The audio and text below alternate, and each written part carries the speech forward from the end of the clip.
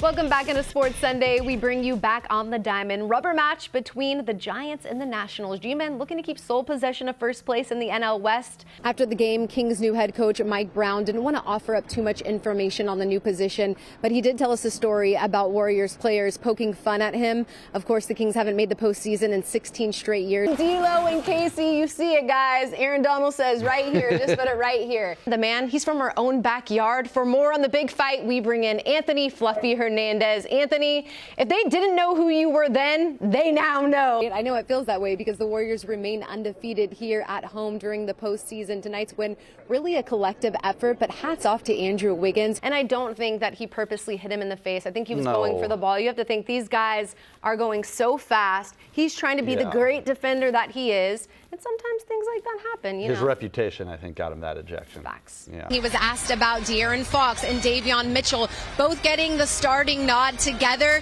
If that's going to be a problem, he said, look, if that's going to be a problem, that's going to be a good problem to have. How well do you know your King? So we're going to start off with this guy right here. Who is this? That's my wife's boyfriend, Bogey. Your wife's boyfriend? You're okay with that? Hey, he makes the money, he makes the shots. Hey, hit the shot against the Lakers or whatever, you can have her. Oh my God. It's so amazing to see Kyle Shanahan sort of just pull up these plays for guys that you've never heard of. All of a sudden, stars emerge. But you're right, when your quarterback isn't healthy, there's really nothing you can do. Today's game has a bit of a different feel, and that's because 3 years ago to the day is when Klay Thompson tore his ACL. I was actually at that game covering it, and when he left the game, you can kind of feel the air being sucked out of the arena. You know, in your docuseries, you talk about like you really getting serious about basketball sort of in high school. When did you realize you're like, I'm pretty good, like I think that I can play on the highest level? The weather, absolutely brutal. It was cold, windy, with sleet falling all game. The Raiders wishing it was raining offensive linemen. Right tackle Trent Brown off the COVID-19 list, but is ruled out due to an illness, non-coronavirus related.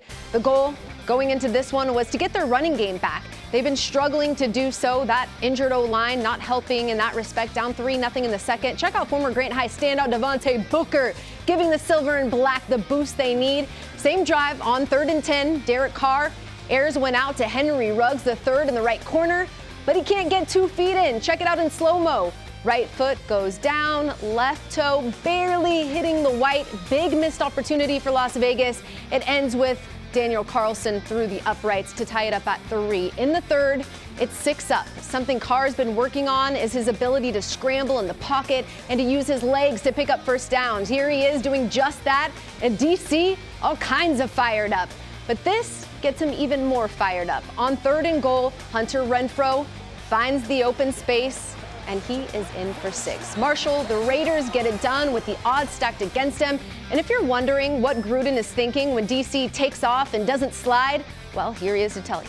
49ers defensive tackle Javon Kinlaw posted an interesting video to his Instagram story where it appears he has a dead squirrel in his mouth.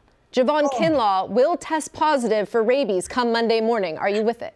Oh, there ain't no way. You think worst case scenario, Daniel Carlson would have tied the game up through the uprights in those final seconds. But we can't talk about this anymore because I hear that we have to go to break. Next play's a fumble. All right, guys, stick around.